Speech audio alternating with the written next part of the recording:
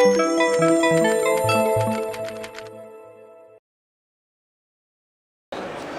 guys, how are you all doing? First and foremost, who actually knows who I am?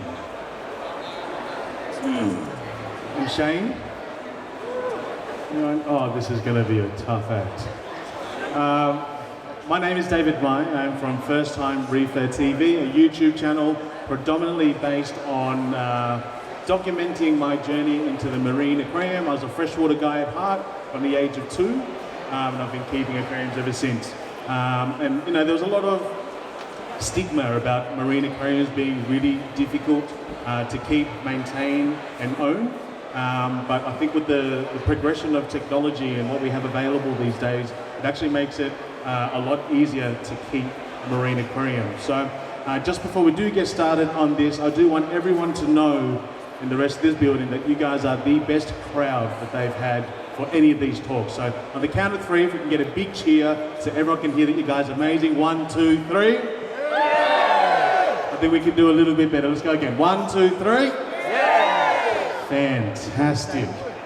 Now, who here owns a marine aquarium at the moment? 2 people, 3 people, fantastic. So this will be a very basic talk just to give you guys an idea of how to start a marine aquarium. So I'm co-hosting up here with Shane. He is from Sustainable Reefs and Coral Essentials. They are an aquaculture facility located up in Cairns, predominantly based on obviously collecting a certain amount, but growing them out and supplying aquacultured frags that have not seen the ocean to the rest of our hobby, as well as creating some of the best supplements that you can get in our hobby as well. So to start with, obviously you're going to start with a tank for a marine aquarium. Now there are a plethora of different tanks available in the market to suit all different budgets. The best thing I can say is buy the biggest tank that you can afford and fit. And when I say that, it's going to actually make it a lot easier for you in the long run, because bigger tank means a bigger water volume. Bigger water volume means more stable parameters. And in the marine aquarium, stable water parameters is key, and it's going to guarantee you the best of success. So we've got here a water box, all-in-one. Now, all-in-one means the filtration is connected all inside the tank. So it trickles to the back here and comes back into the aquarium. But you've also got things that I own myself, which is a cage you can see over at the Nature Aquariums booth, just a little 2-foot cube on the corner there.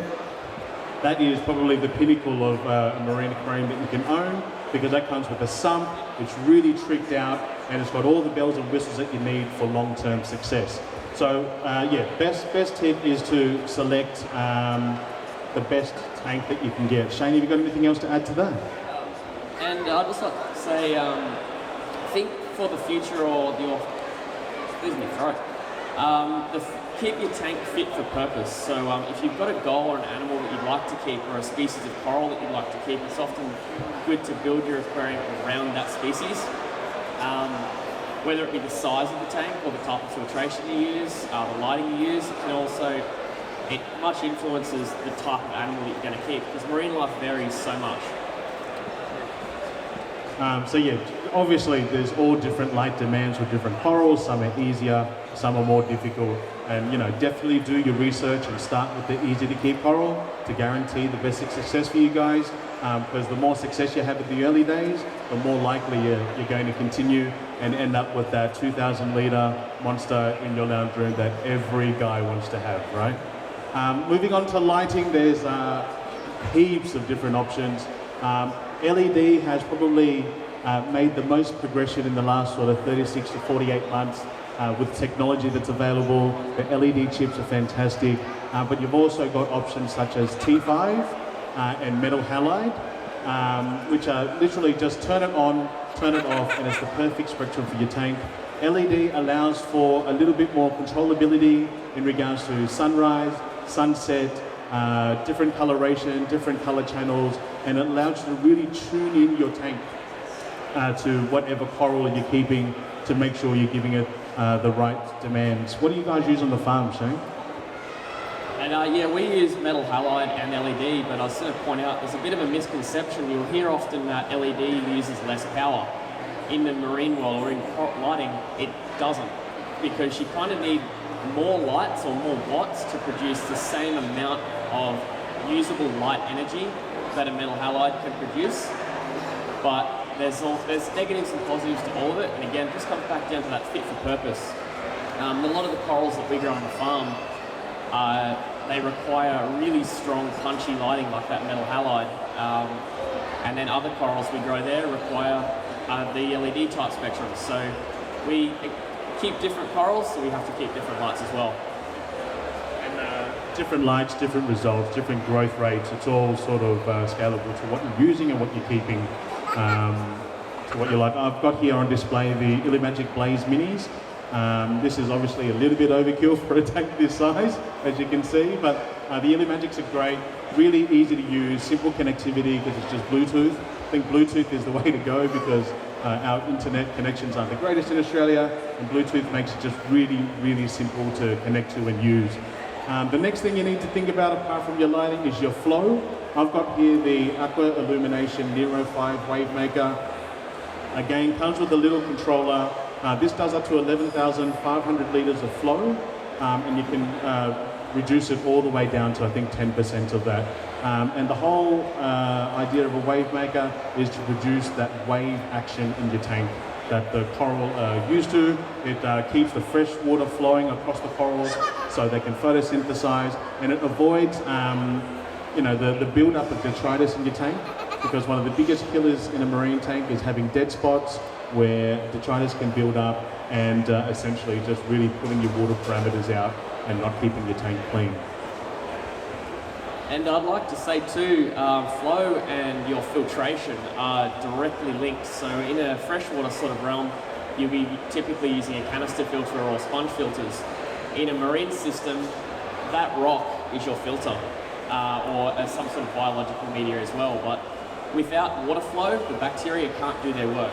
They need to have constant flow over the bacteria, or they're not going to reduce the ammonia and nitrates and nitrites, just like you've heard about before in the previous presentations. But so yeah, flow and filtration are directly linked and really important.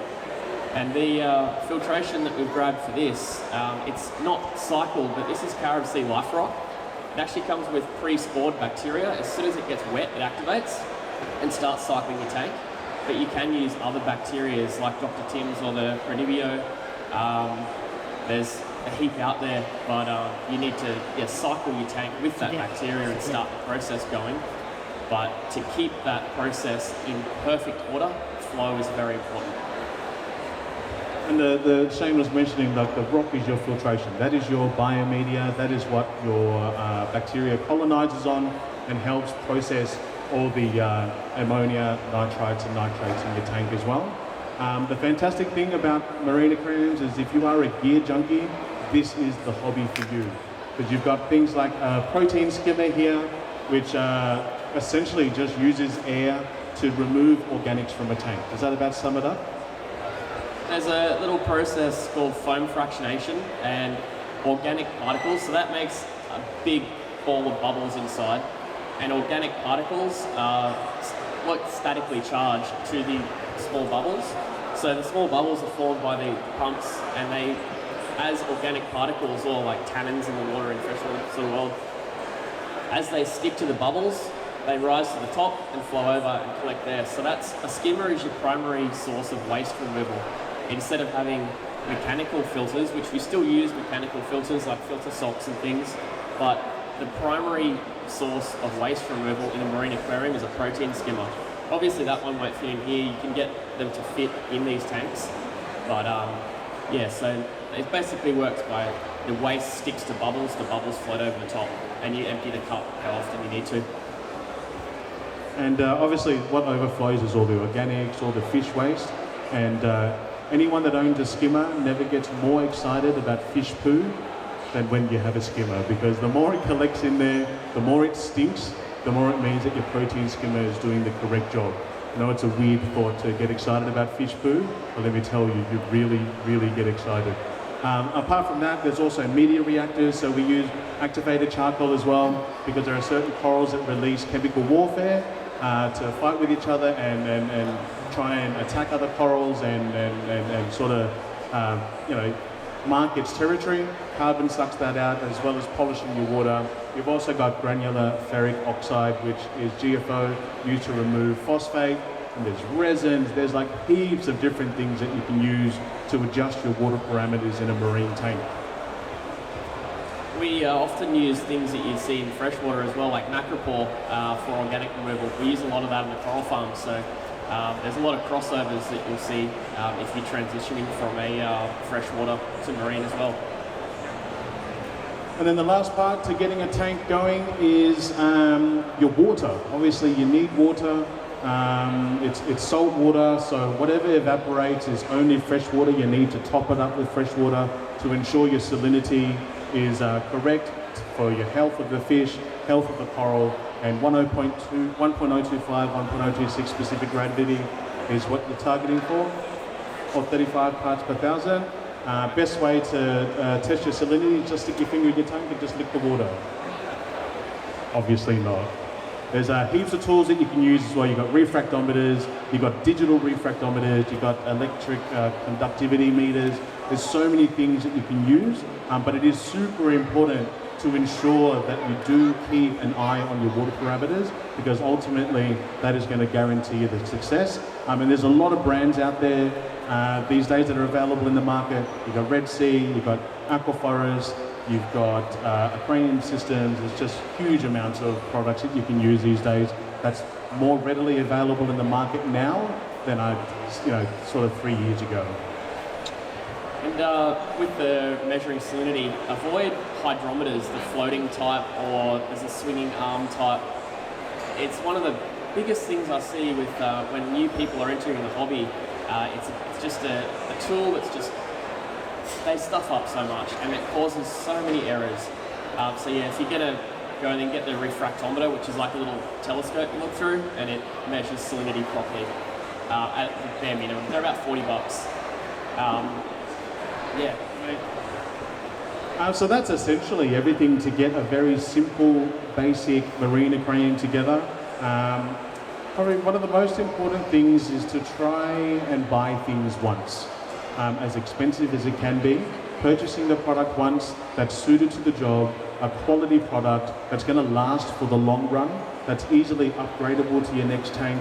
It actually saves you a lot of money in the long run, because the more you constantly buy things, as much as we love to go shopping, it gets very, very expensive very quickly. And don't be afraid to ask questions as well. There's no shame in admitting that you don't know something. I've got to ask questions all day, every day. And another really important point is find a local fish store that you trust and really go to them. If you can trust them, they're not going to sell you the wrong thing. Ask plenty of questions to your local fish store, and you can build a pretty good relationship with one. And it will save you in the long run from buying things that you don't need or buying things twice. So that's a very, very quick crash course in keeping a marine aquarium, something that has taken me 4 years so far to learn, squeezed into 10 minutes. So does anyone have any questions at all that they'd like to ask, or anything I didn't really cover for anyone?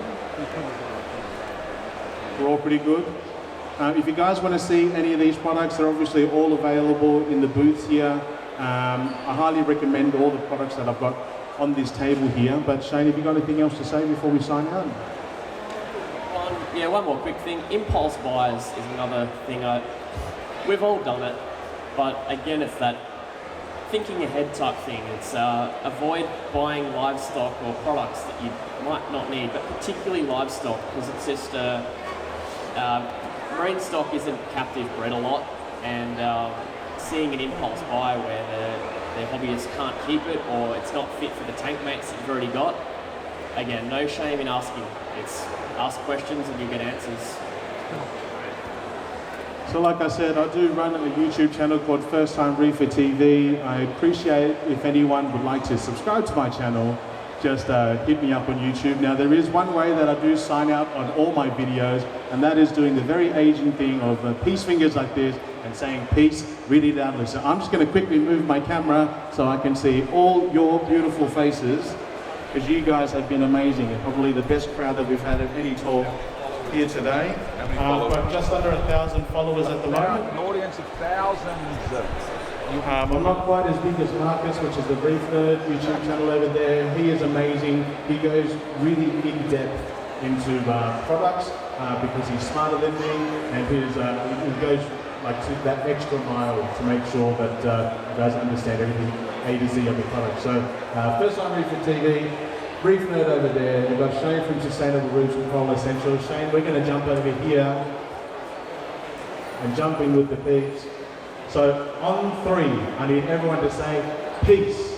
Do we understand that? It's pretty simple. It's very Asian, I know, but I'm Asian, so I can do that, right? So thank you so much for joining me on this talk, guys. Feel free to like, comment, share, and subscribe to this YouTube channel. And my friends, until next time, 1, 2, 3, peace! Thank you so much, guys. Thank you.